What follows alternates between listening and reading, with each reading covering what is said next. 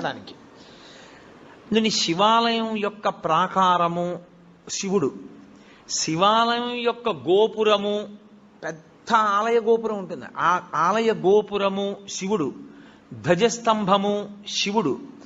మీరు లోపలికి వచ్చిన తర్వాత శివలింగం ఉన్నటువంటి ఆలయ గోపురము శివుడు, లోపల ఉన్న శివలింగము శివుడు, అర్చక స్వామి శివుడు, చండీశ్వరుడు శివుడు, బలిపీఠము శివుడు. 8గా ఉంటాడు శివుడు. ఈ 8టిలో మీకు ఏది కనపడినా మీకు శివదర్శనమైనట్టు లెక్క.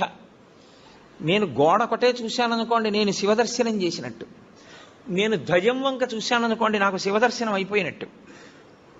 నేను గోపురం చూశాననుకోండి, నేను శివదర్శనం చేసేసినట్టు. నాకు అర్చకుడు కనపడ్డాడనుకోండి, శివదర్శనం చేసినట్టు. చండీశ్వర స్థానం దగ్గరికి వెళ్ళాడనుకోండి, శివదర్శనం చేసినట్టు. ఈ 8